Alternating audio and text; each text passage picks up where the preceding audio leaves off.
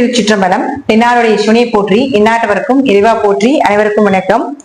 துலா ராசிக்குண்டான ஜூலை மாத பலனை பத்தி நம்ம பார்க்கலாம். துலா ராசி 1-8 குடையவராக இருக்கக்கூடிய சுக்கிரன், உங்களுடைய ராசி அதிபதி, உங்களை ஆளக்கூடிய கிரகமாக இருக்கக்கூடிய சுக்கிரன் ராசிக்கு 8ஆம் வீட்டுல இருக்கிறார். அதுவும் ஆட்சி பலம் பெற்று இருக்கிறார். ராசி அதிபதி ஆட்சி பலம் பெறுவது பணம், பொருளாதாரம், மதிப்பு, மரியாதை இதெல்லாமே இயற்கையா கொடுக்கக்கூடிய ஒரு அமைப்பு. அப்ப 8ஆம் இடத்துல இருக்குது. அப்ப 8ஆம் இடத்துல ஆட்சி பலம் பெற்றால் மறைவுக்குண்டான வேலைகளையும் செய்யும்.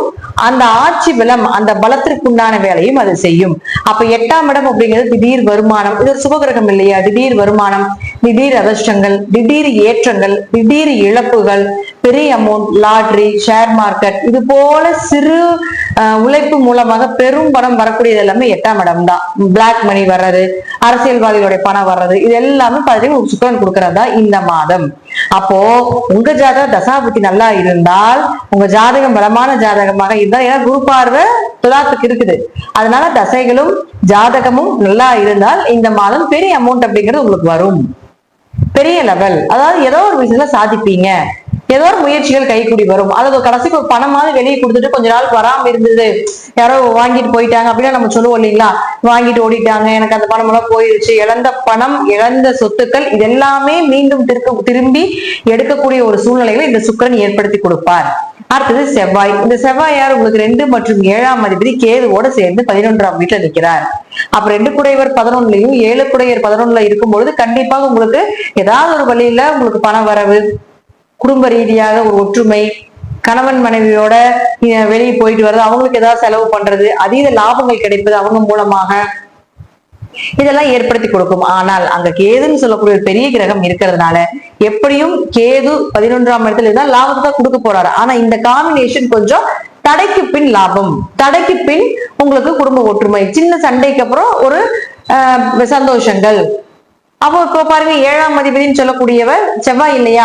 அப்ப செவ்வாய் அப்படின்னு சொல்லக்கூடியவர் யார்? உங்களுக்கு திருமணத்தை செஞ்சு கொடுக்கக்கூடிய கிரகம். அப்ப திருமண வாய்ப்புகள் இதெல்லாம் தேடி வரும். ஆனா கொஞ்சம் பார்த்து கூட கேது இருக்கிறதுனால ஒரு முறைக்கு பல முறை விசாரிச்சு செய்யணும் அப்படிங்கறதா உண்மை.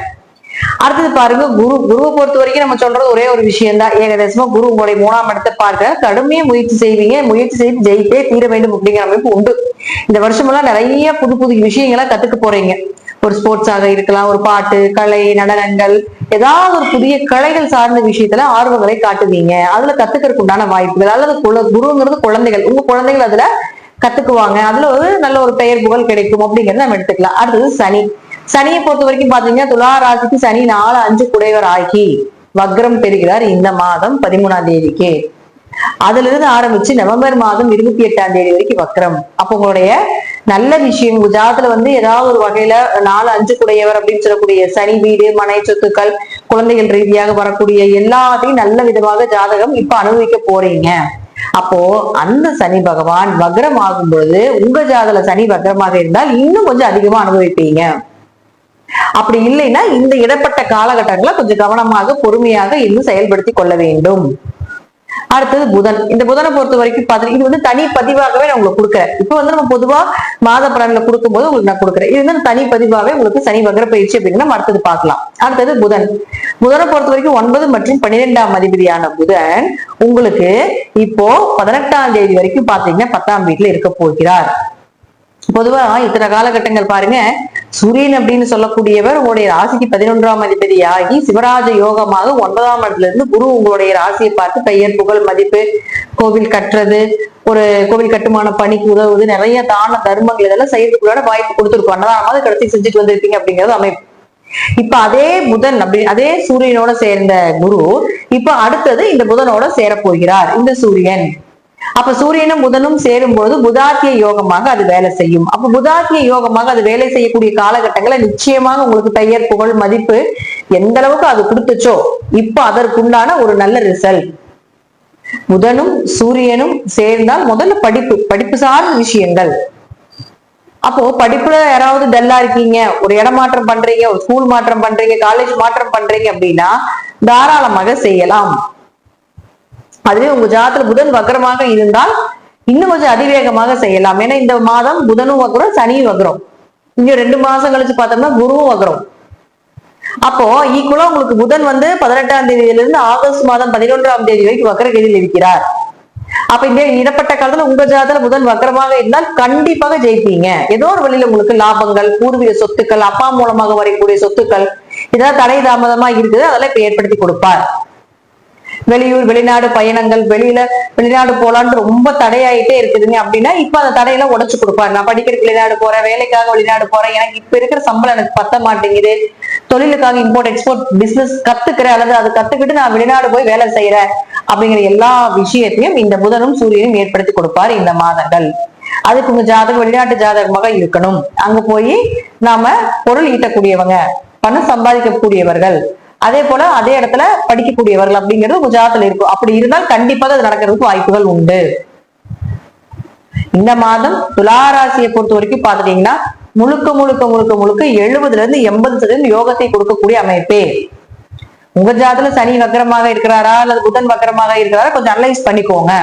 ஒருவேளை சனி வக்கரமாக இருக்குது அப்படின்னா உங்களுடைய எல்லா நல்ல விஷயத்தையும் 13ஆம் தேதிக்கு முன்னாடியே செய்து கொள்வது என்பது ஒரு சிறப்பு. வக்கரமாக இல்லை என்றால், வக்ரமாக இருந்ததுன்னா கொஞ்சம் ஸ்பீடா அதே இடத்துல இன்னும் கொஞ்சம் அதிகமா நடக்கிறதுக்கான வாய்ப்பையும் இந்த 13ஆம் தேதிக்கு மேல உங்களுக்கு சனி செயல்படுத்தி கொடுப்பார். புதன் வக்ரமாக இருந்தால் ஒரு படிப்பு தடை ஏற்படும், அல்லது படிப்பு மாற்றங்கள் ஏற்படும், அல்லது படித்த படிப்புக்கு உண்டான வேலை கிடைக்காது.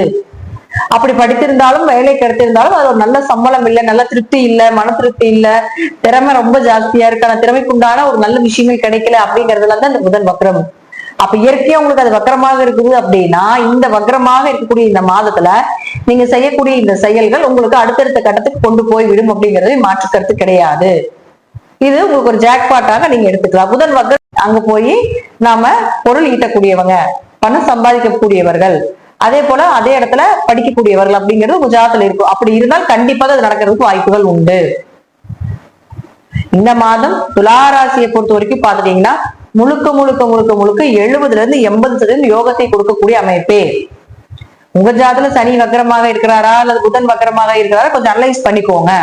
ஒருவேளை சனி வக்கரமாக இருக்குது அப்படின்னா உங்களுடைய எல்லா நல்ல விஷயத்தையும் 13ஆம் தேதிக்கு முன்னாடியே செய்து கொள்வது என்பது ஒரு சிறப்பு. வக்கரமாக இல்லை என்றால், வக்ரமாக இருந்ததுன்னா கொஞ்சம் ஸ்பீடா அதே இடத்துல இன்னும் கொஞ்சம் அதிகமா நடக்கிறதுக்கான வாய்ப்பையும் இந்த 13ஆம் தேதிக்கு மேல உங்களுக்கு சனி செயல்படுத்தி கொடுப்பார்.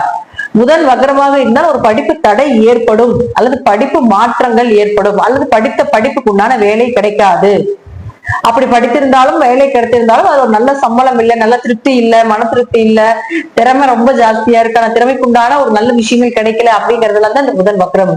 அப்ப இயற்கையா உங்களுக்கு அது வக்கரமாக இருக்குது அப்படின்னா இந்த வக்கரமாக இருக்கக்கூடிய இந்த மாதத்துல நீங்க செய்யக்கூடிய இந்த செயல்கள் உங்களுக்கு அடுத்தடுத்த கட்டத்துக்கு கொண்டு போய் விடும் அப்படிங்கறது மாற்று கருத்து கிடையாது.